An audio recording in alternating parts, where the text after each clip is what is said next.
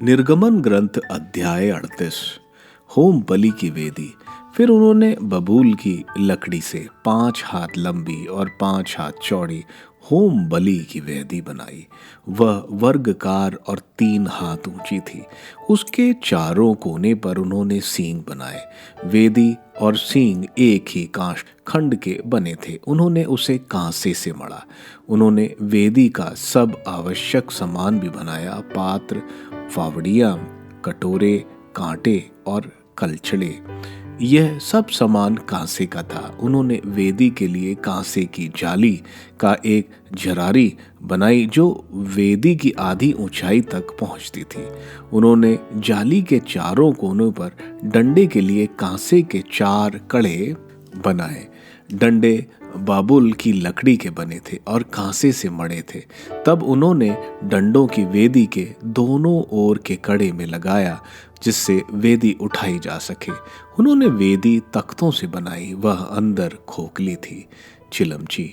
उन्होंने दर्शन कक्ष के द्वार पर सेवा करने वाली स्त्रियों के दर्पण से कांसों की चिलमची बनाई और उसके लिए कांसे की चौकी भी बनवाई।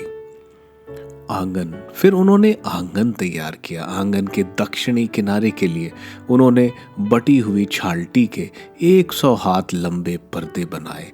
साथ साथ कांसे के 20 खूंटे और कुर्सियां, चांदी के उकड़े और पट्टियां।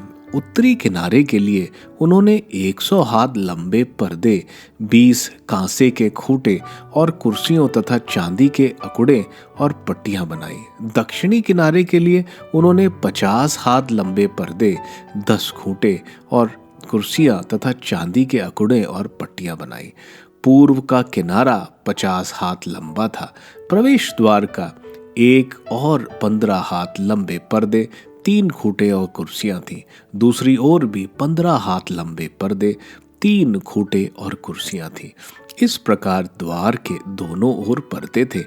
आंगन के चारों ओर के पर्दे छालटी के थे। खूंटों की कुर्सियां कांसों की थी और अकड़ों एवं पट्टियां चांदी की थी। खूंटों के अकड़ों और उनकी पट्टियां चांदी की थीं। खूंटों की ऊपरी भाग चांदी से मढ़ा था और उनकी पट्टियां चांदी की थीं। आंगन के द्वार के लिए नीले, बैंगनी और लाल कपड़े तथा बटी हुई छालटी के कपड़े का पर्दा बनाया गया। उसमें बेल बूटे कड़े थे। आंगन के अन्य पर्दों की तरह उसकी लंबाई 20 हाथ और उसकी ऊंचाई 5 हाथ थी। उसके 4 खूंटे थे। उनके लिए कांसे की 4 कुर्सियां और चांदी के अकुड़े थे। उनका ऊपरी भाग चांदी से मढ़ा था और उनकी पट्टियां चांदी की थीं। निवास और आंगन की सब खूंटियां कांसे की थी। सामान। निवास अर्थात विधान पात्र के तंबू के निर्माण में प्रयुक्त सामान का विवरण इस प्रकार है। मूसा की आज्ञा के अनुसार यह विवरण याजक हारून के पुत्र इतमार की देखरेख में लेवियों द्वारा तैयार किया था। प्रभु ने मूसा को जो आदेश दिया था उसके अनुसार यूदा वंशी उरी के पुत्र और हूर के पौत्र बसलेल ने सब कुछ बनाया। उसके साथ दानवंशी अहिसाक के पुत्र शिल्पकार अहोयाब ने काम कराया। वह नमूने बनाता था और नीले, बैंगनी और लाल रंग के कपड़े तथा छालटी में कढ़ाई करता था। चंदे में अर्पित सोना जो पवित्र स्थान के निर्माण में प्रयुक्त हुआ, उसका वजन कुल मिलाकर 29 मन और पवित्र स्थान की तौल के अनुसार 730 शेकल था। समुदाय के नामांकन से प्राप्त चांदी का वजन 100 मन और पवित्र स्थान की तौल के अनुसार 1775 शेकेल था। 20 साल और उससे ऊपर के हर नामांकित व्यक्ति से एक बेका अर्थात आधा शेकल लिया गया था।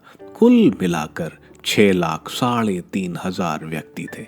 उन्होंने चांदी के 100 मन से पवित्र स्थान की कुर्सियां और अंतरपट की कुर्सियां ढाली, अर्थात 100 कुर्सियों के लिए 100 मन, एक एक कुर्सी के लिए एक एक मन। शेष 1775 शेकलों से खूंटों के आंकड़े बनाए गए। उनका ऊपरी भाग मढ़ा गया और पट्टियां बनाई गई, चंदे के रूप में दिया गया। कांसा 70 मन और 2400 शेकल था। इससे दर्शन कक्ष के द्वार की कुर्सियां, कांसे की वेदी, कांसे की झंझरी और वेदी का अन्य सामान तथा आंगन के चारों ओर की कुर्सियां, आंगन के द्वार की कुर्सियां, निवास की सब खूंटियां और आंगन के चारों ओर की सब खूंटियां बनाई गई थीं।